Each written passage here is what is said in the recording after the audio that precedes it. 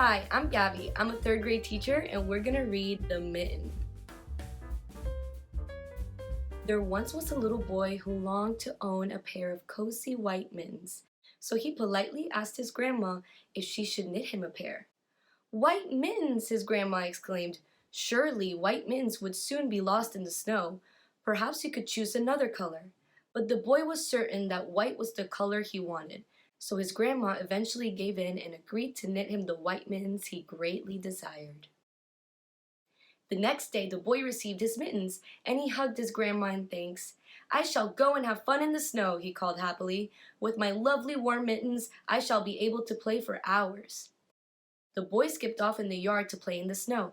His new mittens kept his hands so cozy and warm that he soon had to take them off, but he made sure that he had tucked them up safely in his pocket so they wouldn't get lost. He didn't notice one of the mittens hanging out of his pocket as he climbed the old apple tree.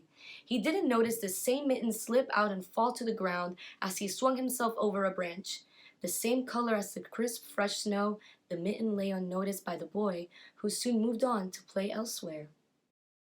A little brown mole was scurrying through the garden when he came upon the mitten. Ooh, how cozy, he squealed, shuffling inside the mitten. This is the perfect place to have my afternoon nap. He was so comfortable in the soft warm mitten that he immediately fell fast asleep. Soon, another animal came hopping through the garden. It was an inquisitive young rabbit who was puzzled to see what looked like a snoring mitten. She peeped inside and saw a little mole tucked up. It looked so cozy that she decided she would like to curl up inside the mitten too. The mole grumbled a little as she squeezed in beside him. It was nice to have some company. The two animals were happy to snuggle up together. A little while later, a prickly old hedgehog wandered by and spotted the mitten. He was amazed to see the mole and rabbit cuddled up snugly, and he begged them to let him in too. The mole and rabbit were a little reluctant to share their cozy mitten with the hedgehog. They were worried his prickles would hurt them, but the hedgehog promised that his prickles would not get in the way, so they made room and let him. The next animal to stumble across them in was a fine badger with sleek stripes. He was cold and tired. When he saw the other animals nestled in the warmth of the woolly mitten, he longed to snuggle beside them. Please let me in, he begged. I'm sure you can make enough room for me too. So the other animals, who felt sorry for the shivering badger, managed to shuffle together, and the badger was able to squeeze his way in. When a wise old owl peeped her head into the mitten and suggested a space should be made for her as well, the other animals laughed. Dear owl, I am sure you will simply not fit, the hedgehog said with a snort. A slender young fox was sniffing around the yard when she noticed a patch of snow beginning to melt. When she looked closely, she saw that it was caused by the heat from all the animals inside the mitten. That looks so warm and comfortable, she said. Please let me in to warm my weary bones. The other animals looked at each other in surprise. How on earth could a fox fit inside the mitten? It was already stretched too many times its original size.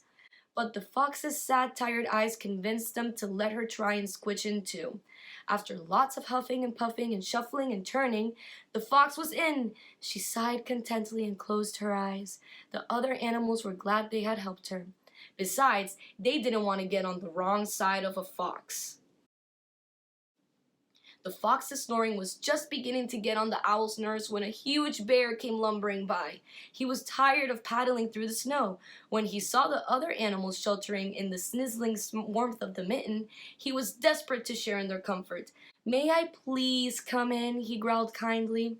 The other animals didn't need to be asked twice.